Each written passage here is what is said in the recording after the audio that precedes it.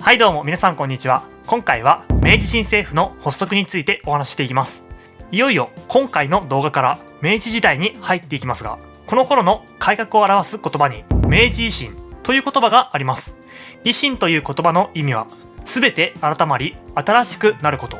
この頃に政治や文化、教育に交通、ありとあらゆるものが新しくなっていきます。その中でも最初に新しくなったのが政治制度です。なのでこの動画では明治初期の政治制度の移り変わりを見ていきます。ということでまずは新政府確立の第一歩である王政復古の大号令に話を戻してお話を始めていきましょう。江戸時代に政治を行っていたのは幕府という機関でした。幕府が置かれていたのは江戸。ここに武士が集まって政治を行っていたのです。幕府の頂点にいたのが将軍で、その下に政治を担当する老中がいて、そのさらに下に地方を担当する藩がいるという構造でした。しかし、そもそも幕府に政治を任せていたのは朝廷です。それに気づいた薩摩や長州といった藩は、幕府を倒して朝廷に政治を行ってもらおうと考えました。こうして出されたのが王政復古の大号令です。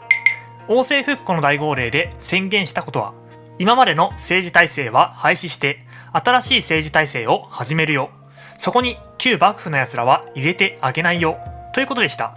つまり今までの幕府による政治体制が廃止され、新政府が樹立するのです。その新政府の政治体制は天皇を頂点として、その下に総裁、議場、参与という3つの役職を配置する三職制と呼ばれる体制でした。こうして三職制のもと始まった新政府ですが、手探りの状態での出発だったこともあり、明治新政府の制度は短いスパンで変わっていきます。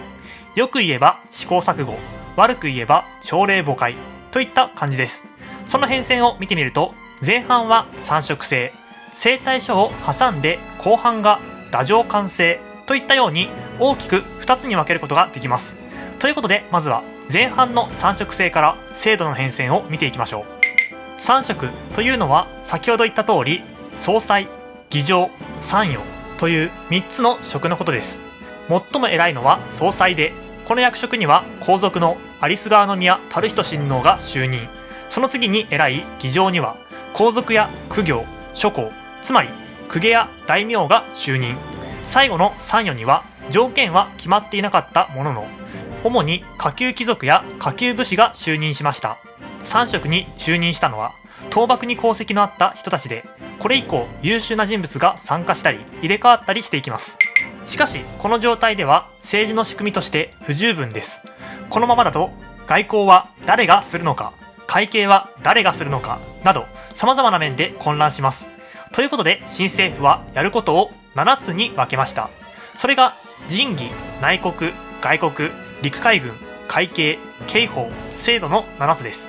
それらの仕事を専門で扱う部署を作り、政治を行う仕組みを作っていきました。これが三職七課制です。また新政府はこの時に日本中にいる優秀な人材を政治に参加させるようにしました。それが長子と皇子です。その違いは、長子が上、つまり新政府から選ばれた人、皇子が下、つまり藩から推薦された人です。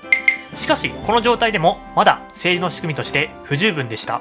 すべての議場に仕事を割り振ってしまったので、逆に仕事がしにくいという事態になってしまったのです。そこで新しく総裁局という局を設置して人員の割り振りをし直し、さらに名称を解消して総裁局に全権力を集中させました。こうして総裁局にいた三条実美や岩倉具視、そして長州の木戸孝允、薩摩の大久保利通、土佐の後藤象二郎が大きな発言権を持つようになったのです。さて、ここまで前半の流れを見てきました。三職、三職七課、三職八局と移り変わっていく様子が分かったかと思います。それではいよいよ征対書を挟んで後半の話に入っていきますが、そもそもこの征対書とは何なのかということを説明するために、征対書が出されるきっかけとなった出来事についてお話ししておきます。それが五箇条の御誓文です。五箇条の御誓文というのは、読んで字のごとく5つのことを誓った文です。この頃の日本は戊辰戦争の真っ只中で、政治的にも社会的にも不安定になっていました。その動揺を抑え日本を一つにするために天皇が新政府の基本方針を神に誓ったのです。その内容は、広く会議を開いて何事も話し合いで決定していくようにしましょう。従来の身分制度にとらわれず国家を運営していきましょう。身分に関わらずに誰もが志を全うし、その意思を達成できるようにしましょう。今までの悪き習慣はやめて国際社会に合った行動をしましょう。知識を広く世界に求めて天皇中心の日本を立派な国にしていきましょうというものでした。ちなみにその翌日に諸国にあった考察が新しい考察と取り替えられました。ごぼうの啓示です。その5枚には、五輪道徳の遵守、徒党豪訴朝産の禁止、キリスト教の禁止、外国人への暴行禁止、豪村脱走の禁止が定められていました。要するに新政府は江戸幕府の基本方針を受け継いでいくということを民衆に表明したのです。さて、話が少しずれてしまいましたが、征対書についてでしたね。五箇条のご正門で新政府の方針が決まったとなると、その方針を政治の仕組みにも反映させなければなりません。ということで、新政府は新しい政治体制について書き記します。これが征対書です。この征対書によって今までの3色を中心とした仕組みを廃止して、太政官を中心とした仕組みで政治を行っていくと決めたのでした。さて、ここで頭をリセットしましょう。今までの話が3色、これからの話が太政官です。太政官というのは何かというと、新政府の政治組織全体を指し示した言葉です。この時に政府は全権力を太政官に集めた上で、その権力を立法、行政、司法の3つに分けています。アメリカの三権分立を真似して一応の形を整えたのです。法律を作る人たちを議政官、政治を行う人たちを行政官、裁判を行う人たちを刑法官と言いました。現代でいうところの国会、内閣、裁判所にあたる組織ですね。現代でも国会が参議院と衆議院の2つに分かれているように、当時も上局と下局の2つに分かれていました。そして現代でも内閣がいろいろな省庁に分かれているように、人事、会計、軍務、外国の4官に分け、行政官はこれらを主導していきます。刑法官は裁判や警察などを行う人たちです。こうして7つの官と2つの局による七官両局の制が成立し、日本を支配する政府の仕組みが一応成立しました。しかし結局作り上げた仕組みもうまく機能しなくて廃止された部分があったり、形骸化してしまったりすることが多かったようです。またこの先に太政官は2官6将制へと変容していきますが、その話はまた別の動画でお話しさせてもらいます。こうして新しい政治制度が作られて新しい時代が到来します。明治天皇が即位して新元号は明治と決定。さらに天皇一代に年号が何回も変わるのでは天皇の権威も不安定な印象を与えると考えて、天皇一代の間は一元号とする一世一元の制を立てました。これだけでも新しい時代の到来を感じる出来事ですが、新政府はさらに分かりやすく目に見える形で新時代の到来を印象づけます。東京行幸です。行幸というのは天皇の外出のことです。つまり天皇が東京に外出したのですね。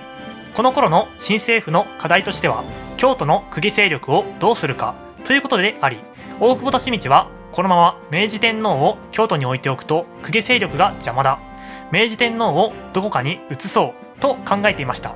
もちろん公家たちは反発し、なんとか抵抗していきますが、最終的に大久保利通たちが要求を通します。明治天皇は京都を出発、向かった先は東の都、つまり東京でした。